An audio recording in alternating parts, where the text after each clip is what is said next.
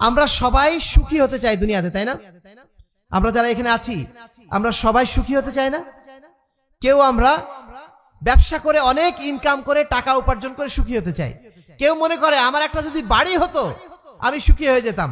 কেউ মনে করে আমার যদি একটা ছেলে সন্তান হতো তাহলে আমি সুখী হয়ে যেতাম। আমার যদি স্কুলে একটা চাকরি হয়ে যেত তাহলে আমি সুখী হয়ে যেতাম। এক একজনের সুখের সংজ্ঞা এক এক রকম, তাই না?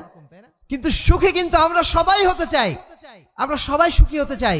কিন্তু সুখের সংজ্ঞাটা আসলে কি, কিভাবে আমরা সুখটা পেতে পারি, এটা আল্লাহ রাব্বুল আলামিন কি বলছেন? সূরা নাহলের ৯৭ নম্বর আয়াতে আল্লাহ বলছেন দুইটা জিনিস, মান আমিলা আমালান সলিহা, যেই ব্যক্তি সৎ আমল করবে, মিন যাকারিন আও উনসা, সে পুরুষ হোক কিংবা নারী হোক, সে পুরুষ হোক কিংবা নারী হোক, সে যদি সৎ আমল করে, ওহুয়া মুমিন, এই অবস্থায় যে সে ঈমানদার, ফালানুহইয়ান্নাহু হায়াতান তাইয়্যিবা, তাহলে আমি তাকে একটা পবিত্র জীবন দান করব, একটা সুখী জীবন দান করব। ওয়ালা নাজজিয়ান্নাহুম আজরাহুম বিআহসানি মা কানু ইয়ামালুন, আর কাল কিয়ামতের ময়দানে তারা যে সৎ আমল করেছে দুনিয়াতে এর বিনিময়ে সর্বোত্তম প্রতিদান দান করব, অর্থাৎ জান্নাত দেব। তাহলে একজন ঈমানদারের কাছে সুখী জীবনের সংজ্ঞাটা কি? সুখী জীবনের সংজ্ঞা হচ্ছে ঈমানদার অবস্থায় সৎ আমল করা। দুনিয়ার বুকে ঈমানদার অবস্থায় সৎ আমল করতে পারাটার নামই হচ্ছে সুখী জীবন। যারা এই কাজ করতে পারে, ঈমান এনেছে এবং সৎ আমল করতে পেরেছে, তারাই দুনিয়াতে প্রকৃত অর্থে সুখী। চাকরি পেলেই সে সুখী হয় না, টাকা পয়সা পেলেই সুখী হয় না, বড় ব্যবসা থাকলেই সুখী হয় না। সুখী কোন ব্যক্তি? যে ব্যক্তি ঈমান এনেছে। সুখী কোন ব্যক্তি? যে ব্যক্তি সৎ আমল করেছে। আর সুখী ওই ব্যক্তি যে ব্যক্তি কাল কিয়ামতের ময়দানে জান্নাত পেয়েছে। এই তিনটা বাদ দিয়ে, এই তিন প্রকার ব্যক্তি বাদ দিয়ে, বা এই প্রকার ব্যক্তি বাদ দিয়ে দুনিয়াতে প্রকৃত অর্থে আর কেউ সুখী হতে পারে না। কারণ আপনি কি, আপনার অনেক বড় বড় বাড়ি আছে, আপনার ৫০০ কোটি টাকার বাড়ি আছে, ৫০০ কোটি টাকার বাড়ি আছে, আপনি যেই দিন মারা গেলেন ওই ৫০০ কোটি টাকা আর কোনো খোঁজ আপনার কাছে থাকবে? চোখ বন্ধ মানে সব শেষ, আপনার সাথে আর কোনো কানেকশন নেই। চোখ বন্ধ করলেন মানে সব শেষ।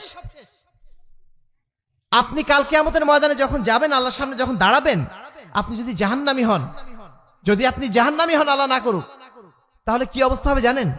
আল্লাহ রাব্বুল আলামিন আপনাকে জিজ্ঞাসা করবেন, হে অমুক, তুমি দুনিয়াতে কখনো সুখী অবস্থায় ছিলা? কখনো সুখ দেখেছিলা? ওই ব্যক্তি বলবে, যে ব্যক্তি দুনিয়াতে ৫০০ কোটি টাকার বাড়িতে ছিল, সে আল্লাহর সামনে দাঁড়িয়ে বলবে, হে আল্লাহ রাব্বুল আলামিন, আমি জীবনে সুখ বলে কিছু দেখি নাই, সুখ বলে আমি কিছুই দেখি নাই। এই অবস্থা কেন তৈরি হলো? কারণ তার জন্য যে সুখের যে সামগ্রী, ওইটা চোখ বন্ধ করা মাত্রই শেষ। আপনি বাস্তব উদাহরণ নেন না, গত ৫ তারিখে যে ঘটনা ঘটে গেল, ওই ঘটনা ঘটার পরে বাংলাদেশে এমন অনেক ব্যক্তি ছিলেন যাদের অনেক ক্ষমতা ছিল, অনেক পাওয়ার ছিল, অনেক টাকা পয়সা ছিল, গলা ফুলিয়ে বুক ফুলিয়ে তারা মেলা কথা সমাজে বলতেন, মানুষের কাছে দাপট দেখাতেন। সেই মানুষগুলো ৫ তারিখের পরে তাদের আর কোনো অস্তিত্ব আছে? আর কোনো খোঁজ পাওয়া যায়? তাদের নাম নেওয়াটাও এখন কঠিন। তাদের নামে যদি আপনি বলেন যে আমি অমুক ব্যক্তির সাথে ছিলাম, এই কথা বলাটা আপনার জন্য এখন ভয়ঙ্কর ব্যাপার। পরিস্থিতি তাহলে কোন দিকে গেল? দুনিয়াতে দেখেন না, আপনি আখিরাতের হিসাব পরে নেন, আপনি দুনিয়ার হিসাবই দেখেন। যেই